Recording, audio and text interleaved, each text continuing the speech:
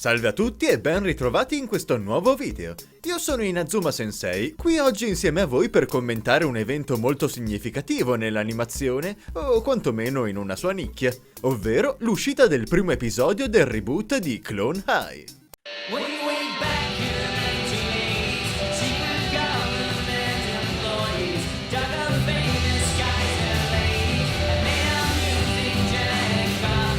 La serie originale, di inizio anni 2000, era stata cancellata anni or sono nonostante fosse un pezzo di gioiellino della comicità, ma nel tempo era diventata un fenomeno di culto con un buon numero di fan, esplodendo di popolarità 2 o 3 anni fa grazie ai meme di TikTok. Nothing bad ever happens to the Kennedys! E più di recente era stato annunciato un reboot, una vera e propria continuazione, che avrebbe addirittura ripreso la storia da dove l'avevamo lasciata. Ma di tutto questo e anche di più avevamo parlato nel video da me dedicato a Clone High, lo trovate sul mio canale. Ma come si diceva all'inizio, questo video è invece dedicato a parlare del primo episodio del reboot, appunto, che in verità è uscito ma non è proprio uscito. Ebbene sì, ci troviamo di fronte ad un vero e proprio leak, ossia l'episodio è stato fatto circolare sul web, in qualche modo, prima che fosse pubblicato dalle fonti ufficiali. E in questo caso, quando dico leak, intendo proprio un leakone in piena regola, perché la puntata non è letteralmente ancora pronta per andare in onda. Ad esempio, ci sono momenti di audio sballato e altri in cui i doppiatori non sono nemmeno quelli ufficiali.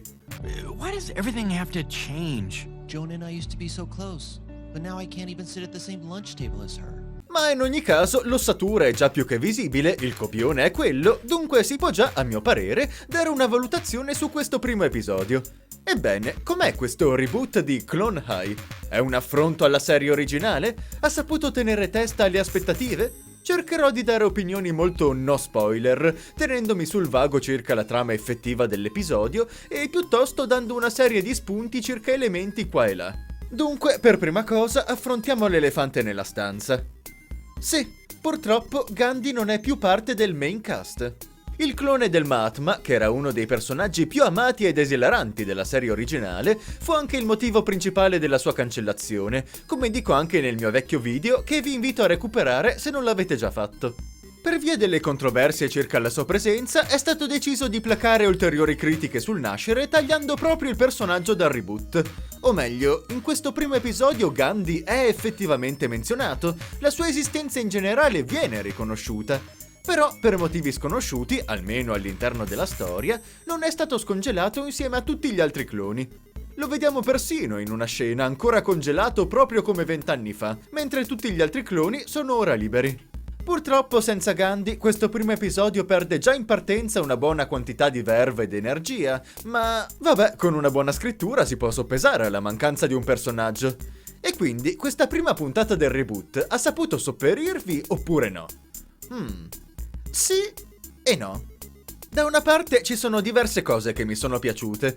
Il preside Scatward è spassoso tanto quanto nella serie originale, non ha perso alcuno smalto e offre alcune delle scene migliori. This way I can open my secret safe, completely undetected. Beep boop beep bop beep boop beep bop. Now that I've shown you my scatting ability, I shall open the safe. Inoltre anche con gli altri personaggi ci sono state diverse scene che mi hanno fatto ridere, sebbene non sbellicare come mi capitava spesso e volentieri con la serie originale. E qui iniziano alcune delle criticità. Gli altri personaggi, personalmente parlando almeno, li ho trovati un pochino nerfati, per così dire, come se fossero stati appiattiti e flanderizzati. JFK in maniera particolare. Non so se sia per la qualità dell'audio non particolarmente grandiosa o per il fatto che semplicemente in questo episodio non fosse stato scritto in modo degno di nota e basta.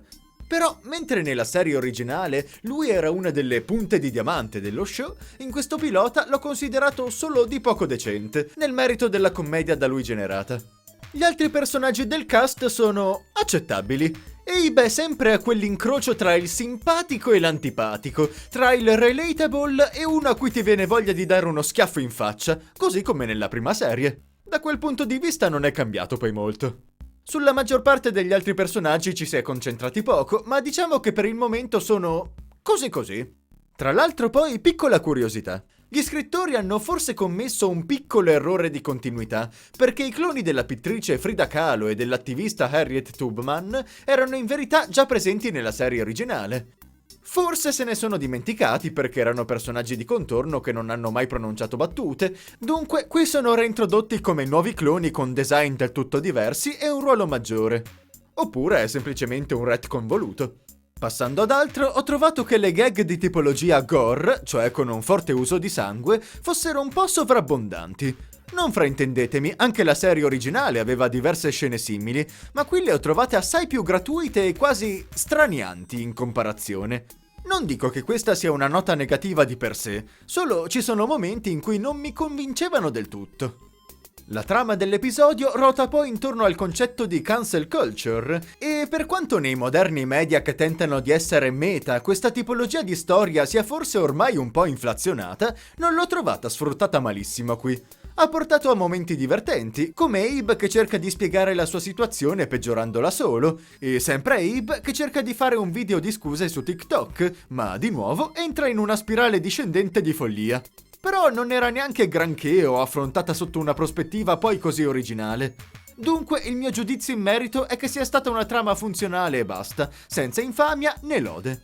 Quindi, in definitiva, come giudico questo primo episodio di Clone High 2023? È davvero un pessimo reboot della tanto amata serie originale?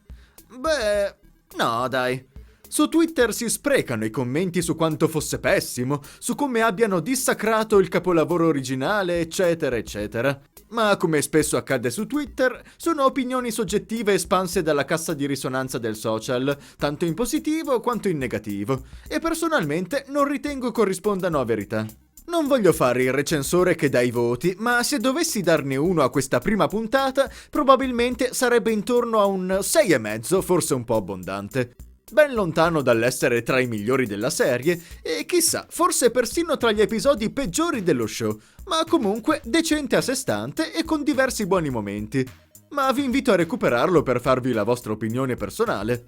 Come ho detto, per ora è solo un leak, però... Ehi, tanto non è che noi italiani potremmo sostenere la serie in ogni caso, dal momento che uscirà su HBO Max, da noi non disponibile. Almeno per ora.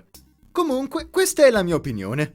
Continuerò a seguire lo show perché sono davvero curioso di come proseguirà e di cosa ci offrirà il cast. Casomai il video avesse successo, potrei pensare di fare analisi anche degli altri episodi. Clone High è una serie che mi è molto cara, quindi occuparmene non potrebbe che farmi piacere. Ma dipende tutto da voi, dico bene? Detto questo, vi ringrazio per avermi seguito. Spero di rivedervi ancora sotto i miei video e ricordate che non succede mai nulla di male ai Kennedy! Ciao ciao!